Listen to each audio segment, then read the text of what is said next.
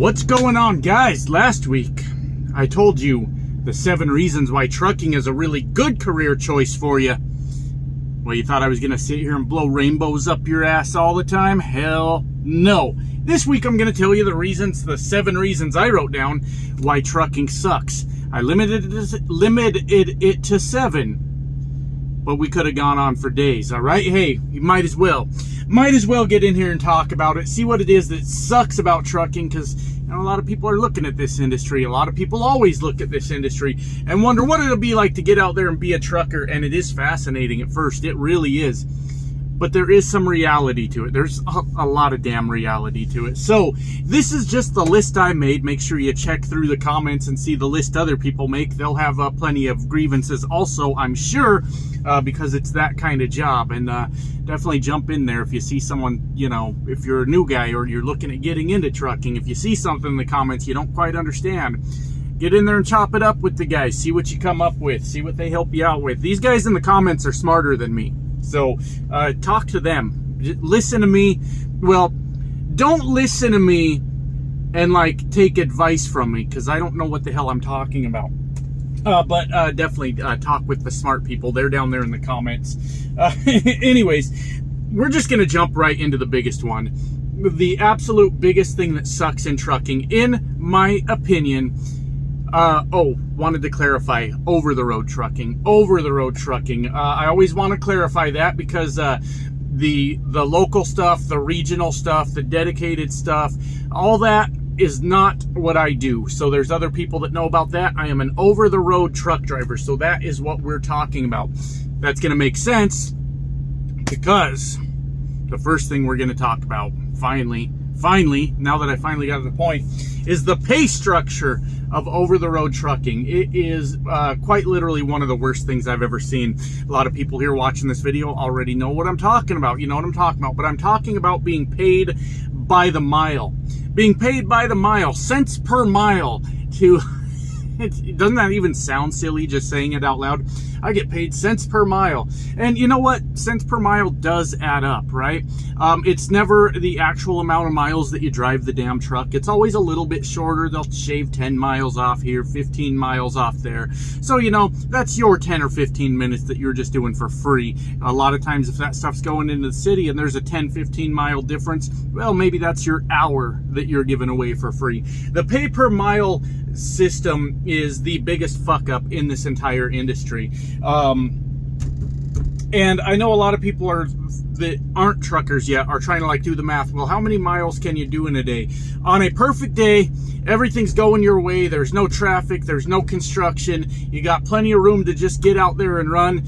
You're going to max out at about 700 miles per day. And that's running out your full clock and, you have a place to park and all that.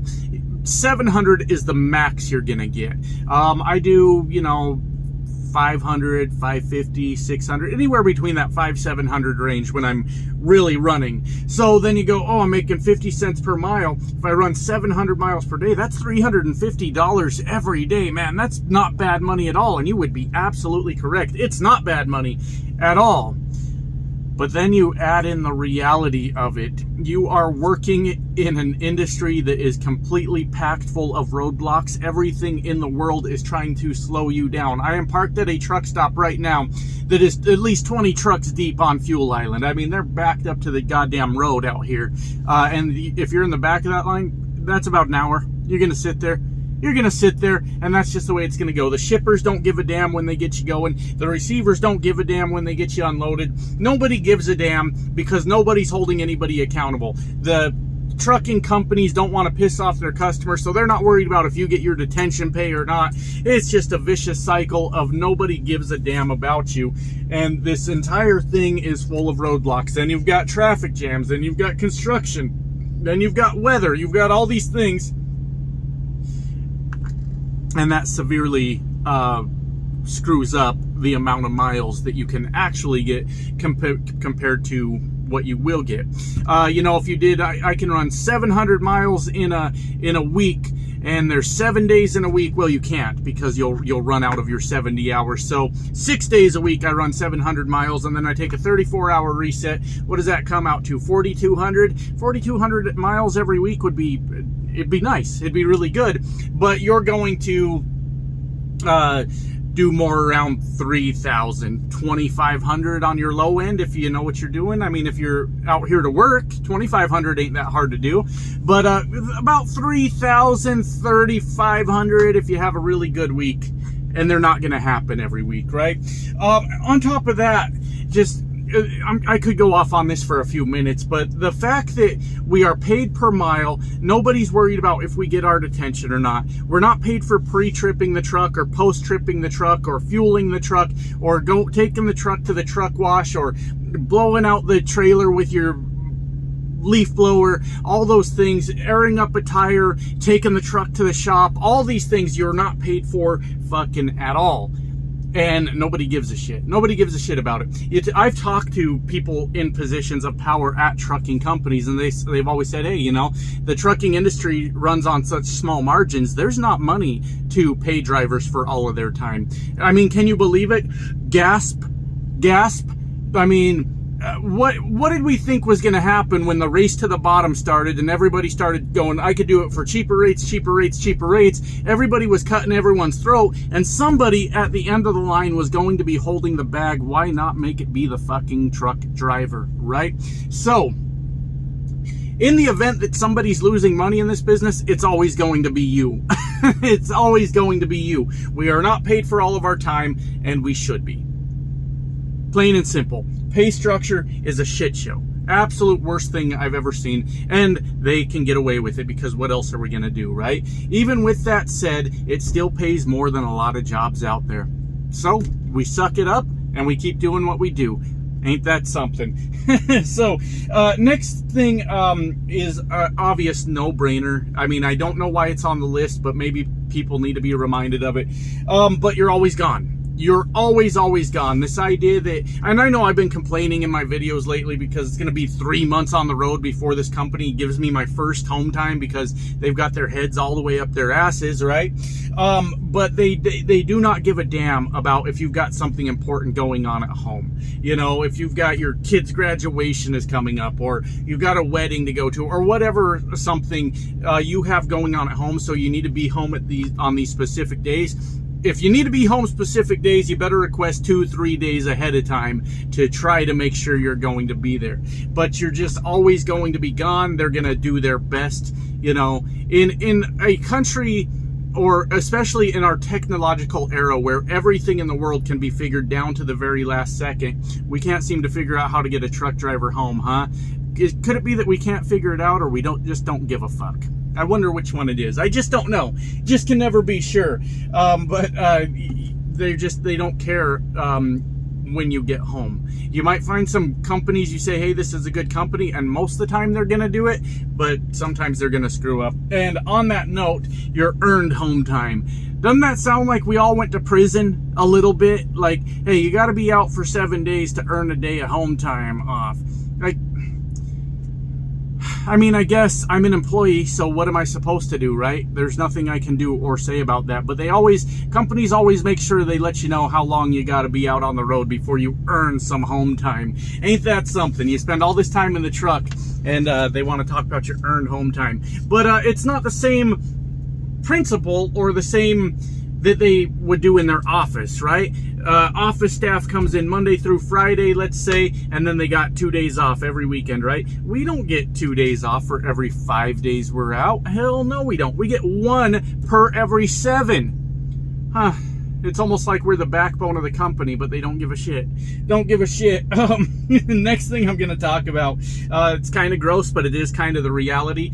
Sometimes it can be very difficult to keep up on your hygiene. I know I've made fun of a number of stinky, greasy truckers, and there's a lot of times I'm a stinky, greasy trucker myself. Sorry, but that's just the reality. As a matter of fact, right now, I am in line for a shower at the truck stop that I'm at. It's the middle of the day. It's like 11 a.m., I think. That's normally when I always shower. That's the best time that works for me. Between, you know, that 10 a.m. and 1 p.m. window, normally you're golden. You can walk in and get a shower. Sometimes a little wait, but not too bad, right? There are 20 damn people waiting in line for showers here. Now, I'm in a big city right now. Big city, but we're with very few truck stops. But 20 people. I mean, I have to get up at 10 tonight to go do this next load, to go pick it up. I may just have to skip it if it takes much longer. And that's just the reality. I have stuff to do. I can't sit here and wait for the shower and then not get any sleep. I have to pick one, right? So it's not always like that. If your schedule's not getting all screwed up, it's pretty easy to shower every day out here. Wash your clothes, pretty easy to do that. But every once in a while, you get completely screwed, and there's nothing you can do about it. And that's what I'm going to do today, is probably what's going to happen. So sometimes your hygiene can go to hell on you. I put this on the last list as a positive thing, but it depends on your personality, and it doesn't even depend on your personality, honestly. It depends on the day you're having. Last video, I said having time by yourself can be a very good thing. But on this list also is time by yourself. It can be a very bad thing. One thing I've learned in my 10 years of being the best goddamn trucker this world has ever seen is that life still continues on without you. Your family's at home. I've got grown kids, and I've got kids that are very much growing up and going through their teenage years, and I just don't see a lot of it. Life very much keeps going. There's people in your life that you don't get to see, and you just get to sit here and think and bitch on YouTube, which is what I do. That's my therapy, and nothing about it changes. I mean, you can change it. You can quit being an over-the-road truck driver. That's always an option, right? But you're gonna spend a lot of people fuck up and they say, you know what, I could be a trucker because I like driving. Okay, this is a little bit different than that. It's not hobby driving at all. You're not doing it for fun. You're not on vacation by any means. Unfortunately, I wish we were. And then people say, you know what, I can do it because I like being alone. Liking being alone by your own choice, I mean, you make the choice and get the job, right? But liking being alone because you made the decision to do that is one thing. But being alone all the time because you have to be, that's completely fucking different. It's a completely different thing. Sometimes you just want to go home, Sometimes you just want to say, screw it, I'm going home. I don't want to do this right now. And you just don't really have the option. So, I am pretty me personally, used to time by myself. But those days when I'm just having a bad fucking day and I just don't want to be in this truck by myself anymore, it's almost unbearable. There's nothing you can do about it.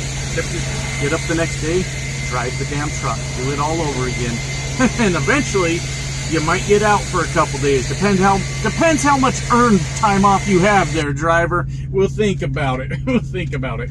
Then an obvious thing, traffic and weather. You can pretty well plan these kind of things. You can look at weather reports. You can anticipate that you're going to be going through a big city that day. But there's some things you can't plan for.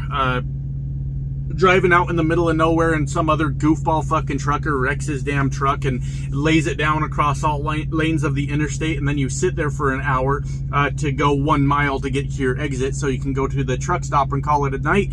Pretty specific example. That's because recently I had exactly that happen. I don't know what the hell this trucker was doing, but he laid it down across the whole interstate. Well, not like obviously the opposite lanes, but the 2 lanes on our side. And you had to get off the exit. And that exit happened to be where I was going to park at a truck stop, which was fine. But it took me an hour to go a mile. And it's like, there's nothing in the world you can do about that, As far as like people in cars, I don't do the whole goofy ass four-wheeler, those four-wheelers out there. Like, car is a shorter word. You guys know that, right? Like, saying four-wheeler isn't condensing the word at all. It's making it longer. Whatever. Syllables are a fucking weird thing, I guess. But people in cars don't really bother me. I don't do the whole road rage thing. I don't care. If you've been driving a truck for even a little while, you can anticipate sort of what people are going to do. I haven't elevated myself to smarter than other people because I drive a big vehicle. I'm smarter than other people for other reasons. I'm just kidding. I'm just kidding. But you know, everybody talks about how stupid the cars are and how dumb they're acting and shit like that. If you have any sense in your head, you can sort of anticipate the things they're going to do, and you just roll with it. It's not a big deal. Now, what drives me crazy is truckers doing stupid shit. They do a lot of stupid shit out here. Guys texting, holding their phone in their hand, texting, going down the road, swerving all over the damn place. I mean, that's fucking crazy. That's absolutely crazy. But, you know, you deal with a lot of people doing dumb shit out here, and it just kind of is what it is. But you deal with it, and it's especially other truckers, their problem can quickly become your problem. It's a whole fucking thing. I've never been in an accident out here yet, but I've had to swerve away from truckers coming into my lane out of nowhere. Just, you know, things like that. But you do deal with it, and of course weather. You can check weather reports. A lot of the states are really good with their DOT web pages about keeping them updated, especially when you get into like wintertime in the mountain states. You can look at cameras on the roads, or you can check the interstates for chain laws and stuff, all on their web pages. A lot of states are really good about that. And then you can make decisions from there. But you're going to deal with weather at some point. The people that never learn to chain up because they think they're never going to deal with it, hey, you can avoid it. You can avoid it for the most part, but one day you're going to get surprised, and then what do? You're up on a mountain and you're like, shit, I don't even know how to put these chains on. That's a real fucking problem for you. And there are people that are kind enough to come see that you're sitting in your truck going, oh shit, what do I do? And they'll come bang on your door and they'll say, hey, we'll put your chains on for you. Oh, and they will. $300, $400, $500, $600 later, you've got your chains put on for you. It's a pretty lucrative business, as a matter of fact. I would have went and did it myself, but they had Colorado pretty well locked down with guys up there just putting chains on for truckers that didn't know how. Learn to put your chains on. Do it on a nice day. It's nice 70 degrees out sometime, and you're on a 34 in the middle of nowhere somewhere. You got nothing else to do. Grab your chains out that side box, driver. Start throwing them on. See how you do it. You're going to want to do it in good weather before you ever have to do it in bad weather. Trust me. But you're dealing with all that stuff. And the schedule. Schedules are crazy. This is kind of my fault because I chose to do reefer. Sorry, I am talking to people that are going to be new drivers maybe, or that have never even looked at trucking.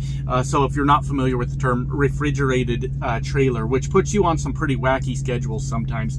Like this morning, or let's call it last night, I had to be running at 11 p.m. to make this run into this city. And then tonight I load at 10 p.m. And I hear a lot of goofy ass new truckers, because I do watch a lot of people on YouTube also talk about their trucking stuff. A lot of it I watch so that, like, oh, they said this thing, I could make a video discussing what I think about this thing in particular, whatever it is, right? So I'll listen to a lot of truckers, but the amount of goofy ass new truckers I hear talk about, like, hey, I'm only going to drive between like 5 or 6 a.m. and 8 p.m., like between those hours, and if it's outside those hours, I'm shutting it down. I'm not driving. Forget about being a reliable trucker at that point, because there are times you just have to completely flip your schedule. It's chaotic, it's exhausting, but you just have to do it if you want to get certain things done. Like I said, being on refrigerated can make it more challenging. You know, you get into like dry van and especially flatbed, you can have more of a normal schedule, but you're not always going to have that. You're still maybe going to need to be up at 2, 3, 4 in the morning because you need to get up and get going, or you're not going to get this shit done on time. So your schedule can be all over the place, just flip-flopping all the time. It's crazy. And the last thing I want to talk about, just because it pissed me off today, is the parking situation can be difficult. Now, I'm the kind of guy that likes to run early in the morning. About 3 a.m. I like to be going, depending how many miles I have to go that day. If I've got a full day, 3 a.m. I want to be rolling down the road. Reason is, when I'm looking for a place to park at the end of the day, it should be no problem to find a parking spot. Really shouldn't. But it depends where you're at. Like I said, I'm in a big city. One of the big ones. And I got the last free spot in this truck stop. Now, some have opened up a little bit, but the minute they open up, there's somebody ready to back into it. And that was at 10 this morning. And you just could not get parking. It was a really, really bad situation. I was getting real frustrated with it. So when it comes to parking a truck, you can't just park them anywhere. And there's a lot of guys out there just making up places to park. If you plan your days better, you never really have to worry about it. In my entire 10-year career, I have ever only parked on an on-ramp one time, and that was because I was a new guy out here on the road, and I just planned my day poorly. You can park. But there are times where it's just like, what the fuck am I supposed to do with this? Where am I supposed to park this truck? And it gets real frustrating, and you just don't really know what to do. But parking can be a really, really big pain in the ass here sometimes if you're not the type of guy to plan out your day, get an early start. It can be real tough. That's how you end up being an asshole parked like somehow in front of Fuel Island, and everybody's going around you at 10 in the morning and you're still in the bunk sleeping because you didn't plan your day out the night before. Sometimes you just have to stop early, you know, and just say, well, I guess I'll figure out a way to make this up. Because regardless, a 10-hour break takes 10 hours, no matter how you fucking slice it. So it's like, oh, I really needed to get more miles today, but it took them forever to get me loaded. Oh God, I need like 100 more miles to have a good day. But that's going to be the difference in you being able to park or not. Park it. Get up that hour earlier. You still got to take a 10-hour break, and you know, you get it done. Get up an hour or two earlier. But anyways, when you're starting out, parking is much harder than when you've got a little bit of experience, because then you start to realize, oh, I guess I better get up and go. That would be better.